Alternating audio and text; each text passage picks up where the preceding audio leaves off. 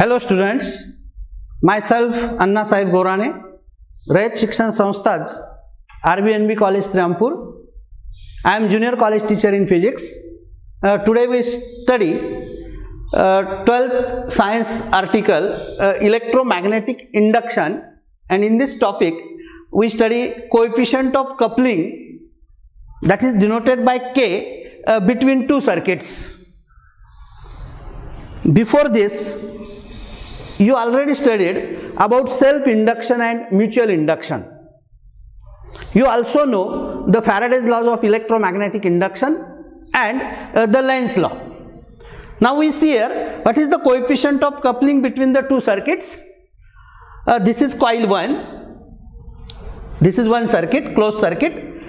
Near to this closed circuit, there is another closed circuit having coil 2. Galvanometer is connected to this coil 2. In coil 1, here rheostat key and battery are connected in series across the coil. When key is closed, current passes through this circuit. This coil 1 is called as primary coil and coil 2 is secondary coil.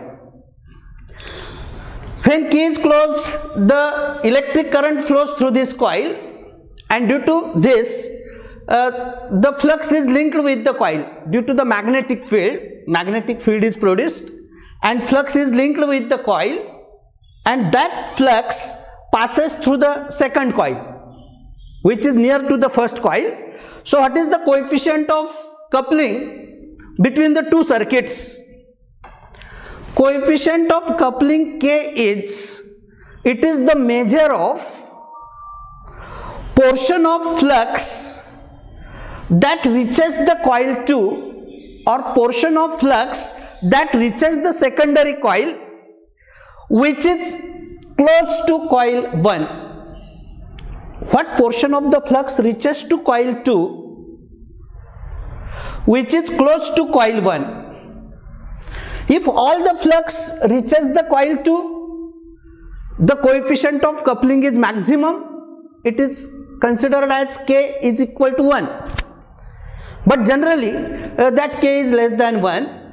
So this is a simple concept, coefficient of coupling. It is the measure of portion of flux that reaches this coil 2 or reaches the secondary coil which is close to coil 1, that is the primary coil. Greater the coefficient of coupling, that is the K, greater is the mutual inductance, that is M. And this inductance is directly proportional to induced EMF. Is directly proportional to EMF. So this inductance M is directly proportional to E21, that is, inductance M is directly proportional to E21. It means EMF induced in coil 2 due to change in magnetic flux in the coil 1. Inductance is directly proportional to M. But this induced EMF E21 is directly proportional to number of turns of the second coil. E21 is directly proportional to number of turns of second coil, and portion of flux from coil 1, that is K phi1.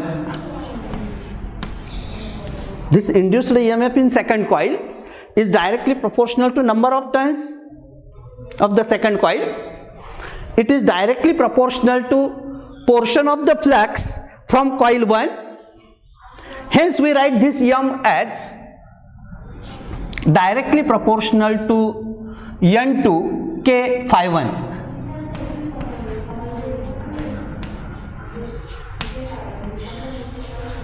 N2 K phi1. But this phi1, that is flux in the coil 1, is also directly proportional to number of turns of the coil 1. Hence this M is directly proportional to N2 K into N1, N2 K N1. K is the coefficient of coupling. This K is coefficient of coupling between the coils.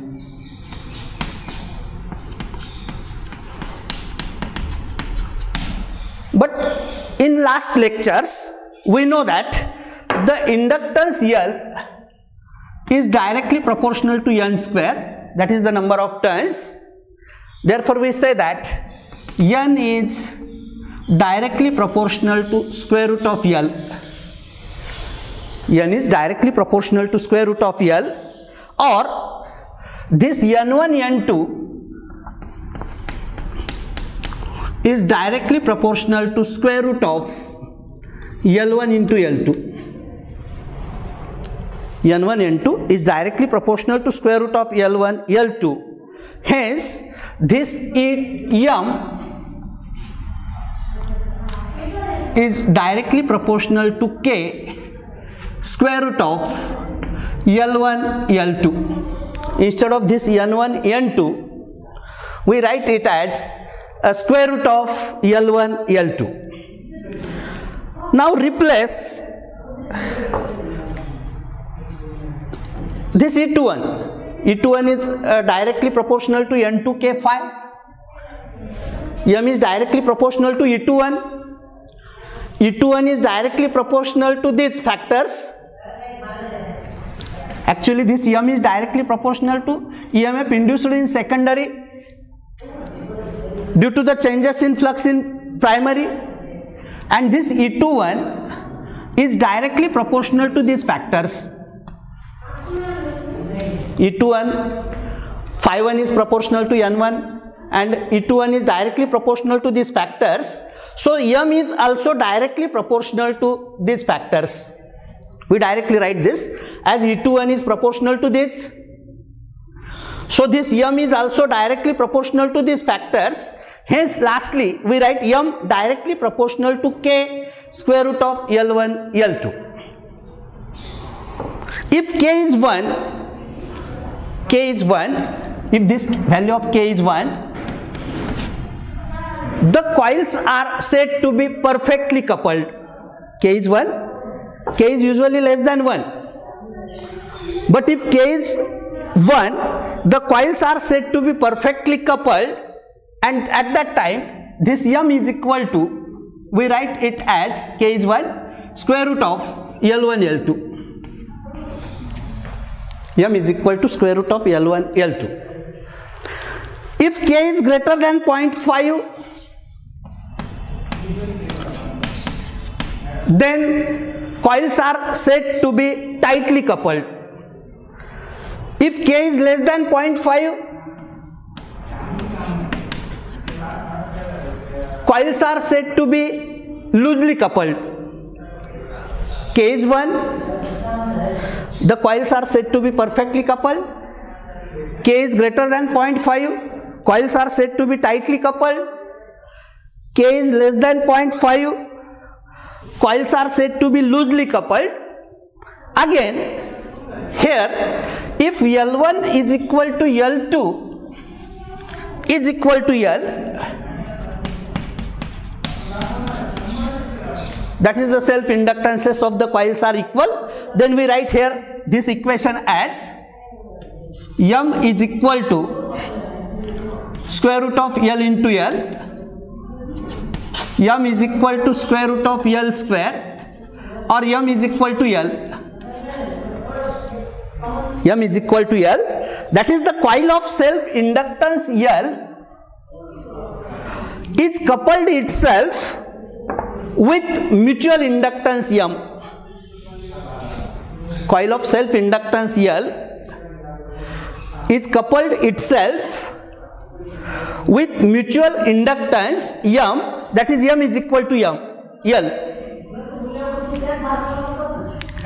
Again here, the large value of mutual inductance is desirable in case of transformer.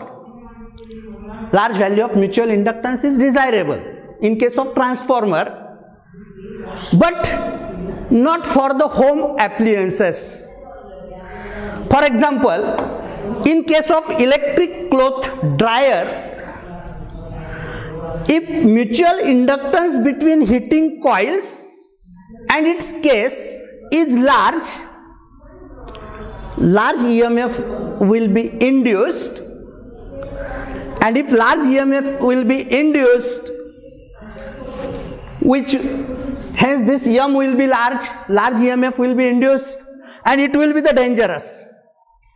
To minimize that value of M, in this case, heating coils are counter wound so that magnetic field cancels each other and it reduces the M, and it reduces that value of mutual inductance. Again, if coils are wound on common iron core, two coils are wound on common iron core, this coefficient of coupling is considered as 1. Coefficient of coupling is considered as 1 or unity. This coefficient of coupling depends on a distance between the coils, and it also depends on angle between axis of two coils. If coils are parallel, then coefficient of coupling is maximum, and if axis of coils are perpendicular, the coefficient of coupling K is minimum. So this K is the measure of portion of flux that reaches the coil 2. And lastly, we get the expression as M is equal to square root of L1 L2. Now we study the next article, that is the transformer. Now see what is the transformer. Firstly, see what is the direct current and alternating current, and then we see what is the transformer. Direct current, we call it as DC, and alternating current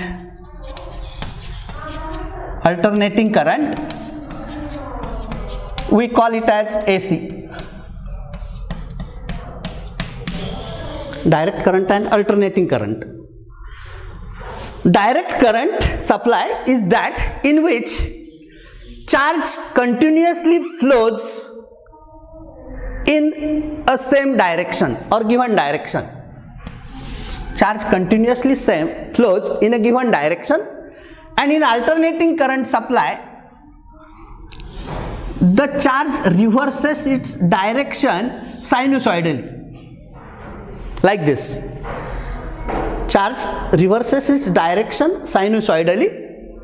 This is alternating current. In direct current supply, the charge continuously flows in a given direction or in one direction. This supply is also called as steady supply. Steady supply.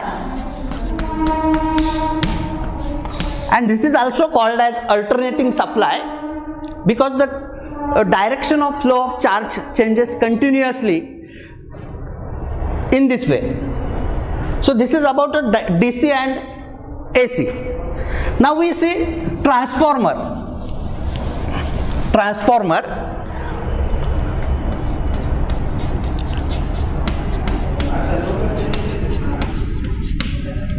This alternating supply is produced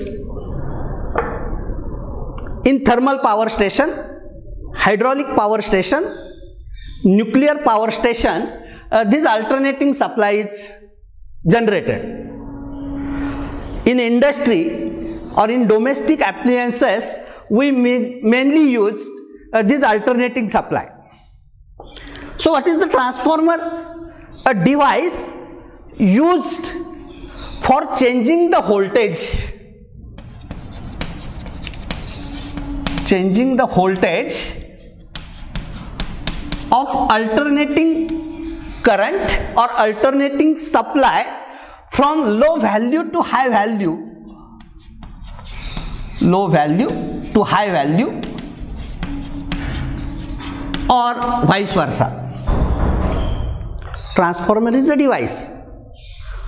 used for changing the voltage of alternating supply or alternating current supply, AC supply, the voltage from low value to high value or vice versa, low value to high value or high value to low value. By the roadsides we see the many transformers. These transformers are nothing but they changes the voltage from low value to high value or high value to low value. Transformer works on the principle of mutual induction. Working of transformer is based on the principle of mutual induction. We know the mutual induction. Whenever magnetic flux linked with the coil changes, an EMF is induced in the neighboring coil. The phenomenon is mutual induction, and transformer is used, works on the principle of this mutual induction. Now see the construction of transformer. It consists of a soft iron core. This is soft iron material. Two coils of insulated wire are wound on this. These are the coils wound on this material. This is first coil, and here there is a second coil. This coil is wound on this material.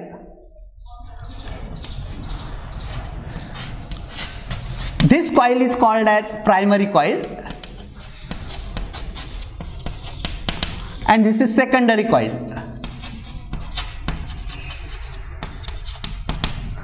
This is soft iron core.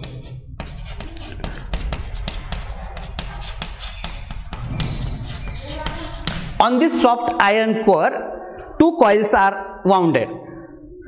This coil is called as primary coil, having some number of turns. This is secondary coil, having some number of turns, and here the AC input is given, AC supply, that is which changes its direction continuously.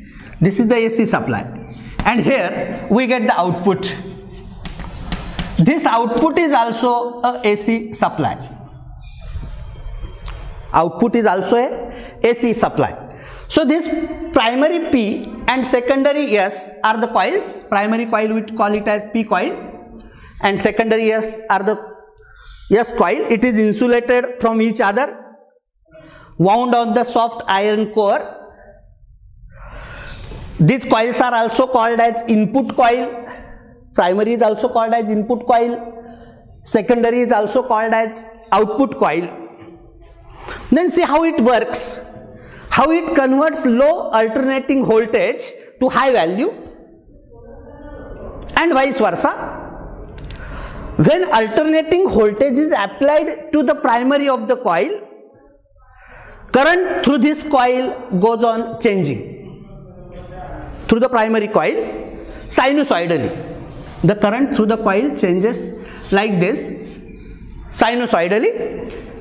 Magnetic flux through the core also changes, and changing magnetic flux is linked with both the coils. This changing magnetic flux is linked with both the coils, and EMF is induced in each coil.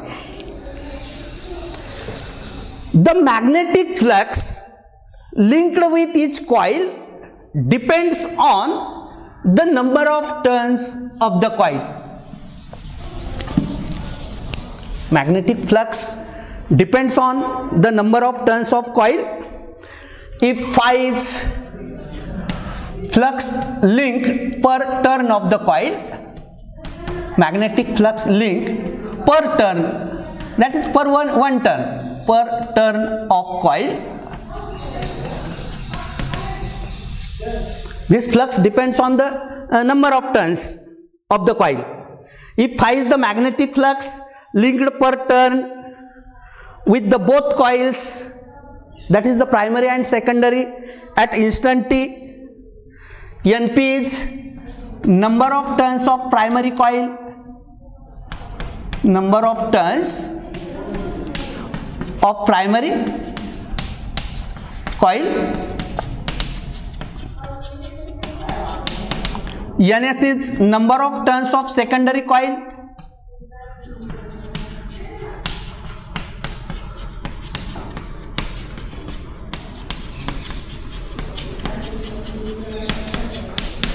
and what is phi? Phi is the flux linked per turn of coil. Then at instant t,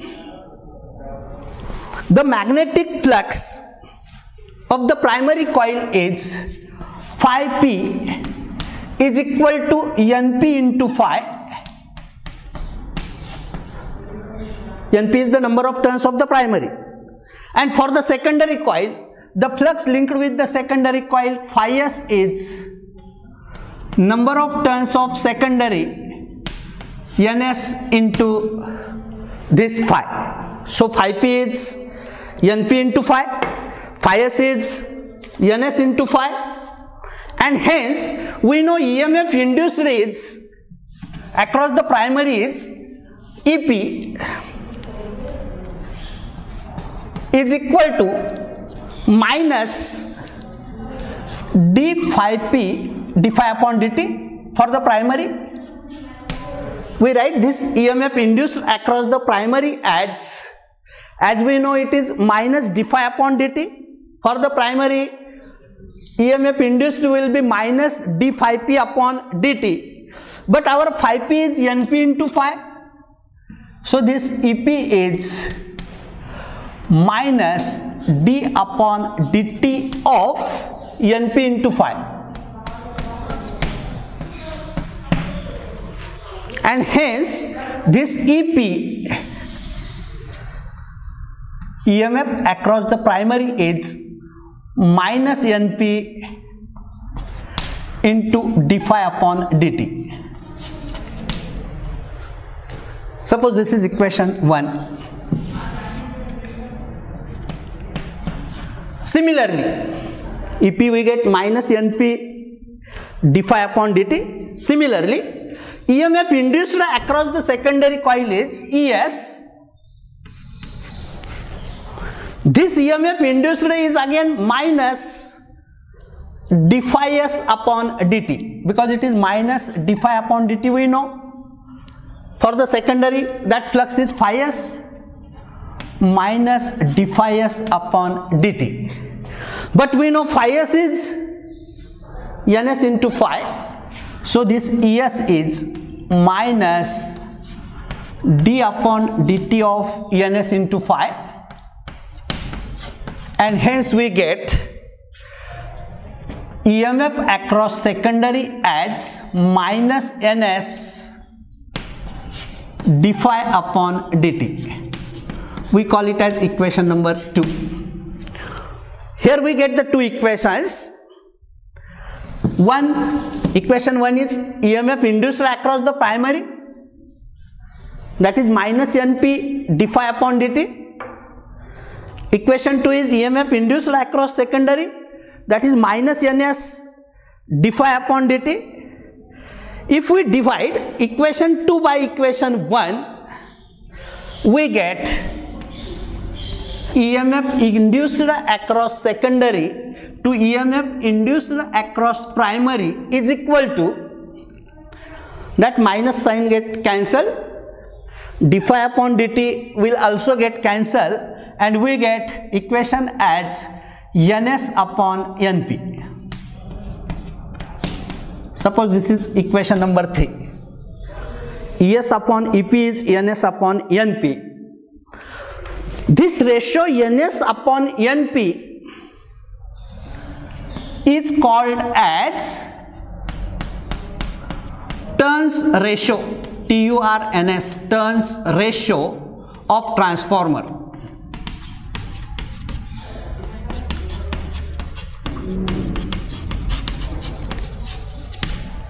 ns upon np is turns ratio of transformer, and this equation 3 is called as equation of transformer.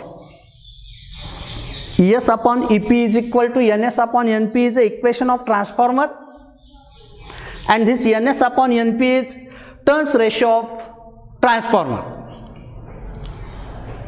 For the ideal transformer, input power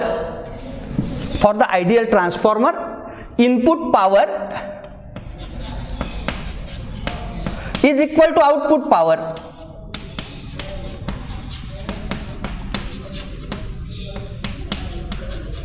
We know in case of electrical circuit, power is product of V and I. Here for input power, it will be EP into IP. EMF across primary, EMF induced in primary and current passing through the primary, that is the input power, EP IP, that is equal to output power is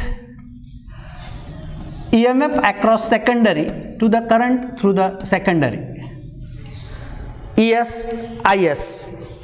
From this equation, ES upon EP is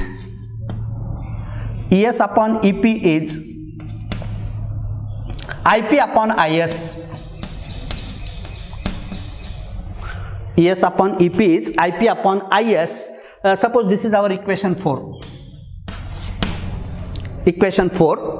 Hence from 3 and 4, from this 3 and 4, we write ES upon EP is equal to NS upon NP, and that is equal to IP upon IS. IP upon IS, and suppose this is our equation 5. Now we consider some cases here. If case first, if NS is greater than NP,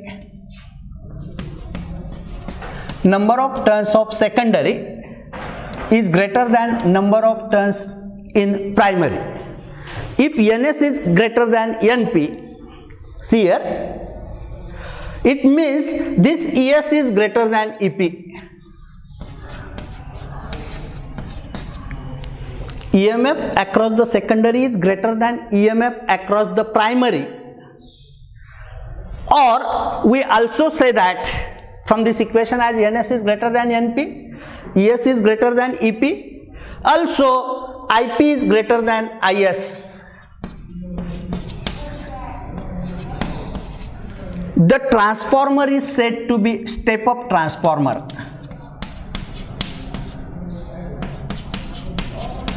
Step-up transformer. It increases the voltage. Output voltage is greater than the input voltage, or the output voltage or voltage across the secondary is greater than the voltage across the primary. The step-up transformer increases the voltage, but it decreases the current, because current across through the primary is greater than current through the secondary. It increases the voltage, but it decreases the current. The transformer is step-up transformer, and as NS is greater than NP, for the step-up transformer, turns ratio NS upon NP is greater than 1. Turns ratio for the step-up transformer is greater than 1. Now case second, we consider the second case. If NS is less than NP, number of turns of secondary is less than number of turns in the primary. Hence this ES is less than EP. EMF across secondary is less than EMF across primary. Also IP is less than IS.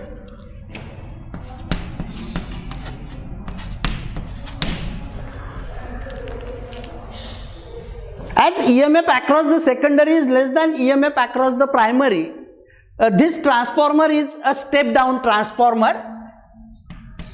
We call it as a step down transformer.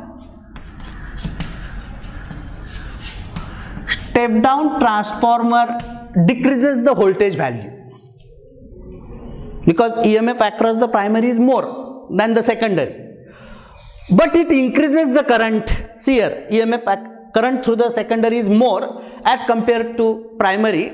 So step down transformer decreases the voltage, but it increases the current. Current in the primary is small. Current in the current in the primary is less than the current in the secondary. The transformer is step down. Again here, as Ns is less than Np, the ratio Ns upon Np is less than 1. Ns upon Np is less than 1. That is, for the step down transformer, turns ratio, this Ns upon Np we call it as a turns ratio of the transformer.